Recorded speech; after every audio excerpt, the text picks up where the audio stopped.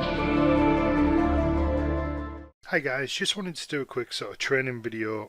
It's a euro pound on an hourly chart. I don't want to trade hourly charts. I prefer to swing trade the high time frames. However, just from a pattern perspective, I just thought I'd do it to show you just another example. You can never see enough examples in my opinion, so that you get to understand all the different types of mental representations of how these things can look. So you've got a very well defined little level here.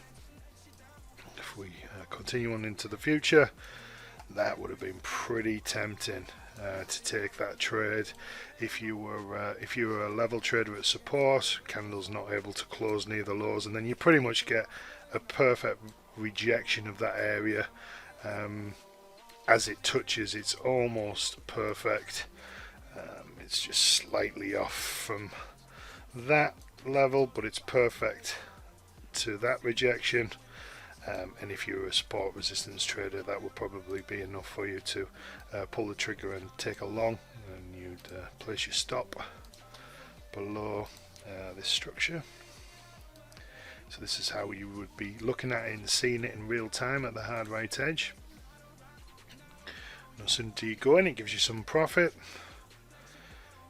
And there's some retracement traders in these wicks also coming in, so it's a better version of entry cheese, just because it's not just the level trader, you got some retracement traders going in as well, and it's very challenging for them where to place their stops, so they would also most likely go below that structure too. Granted, it's not the world's greatest retracement, but it is there. And then boom, oh dear, they all get stopped out. Breakout traders take shorts. You would expect retracement traders to trade the break pullback, so now the mental rep from here would be a pullback into that level and some type of sell-off. The idea being prior support becoming future resistance, so some type of sell-off in here. Who knows what that will look like, but again, doesn't matter, we're just watching and observing. Boom, right, imagine that in real time. That would have been very, very negative. Look how negative that would have looked in real time.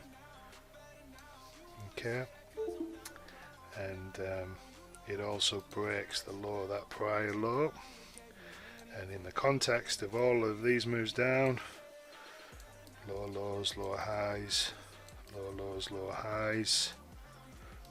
Look at this, it's all pretty symmetrical.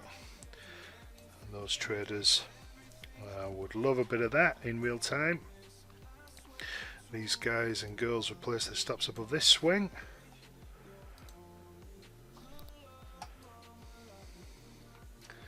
Boom, they get nailed, and that's really pretty much the reason why you get quite a sharp move up through there, because those traders who had their stops above there, those stops are being triggered, and if you're a seller, those are buy orders firing, and you're getting people bailing out of those positions manually, you're getting their stops triggered, etc, etc, so it drags it up through the level. The selling in that candle might have been a little bit of cause for concern, but this is the perfect entry, where you get a negative candle that can't possibly close near its lows, and then it's followed by an engulfing candle closing at its highs. So every time we're sort of looking at this phase of the process, so you've got the level, number one, the entry cheese, number two, the manipulation, number three, and then essentially looking for the entry after the manipulation has occurred. You know, that's a great entry, although we don't know that ahead of time. Wait for a candle to break that high and pull the trigger and go in.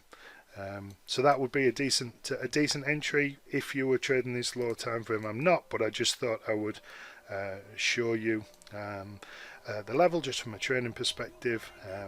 It's, as I say, it's never a bad thing to have as many of these sort of scenarios in your locker, so that each time you see them, you become more used to them and how to interpret them with ease. So hope that helps, guys. Take care.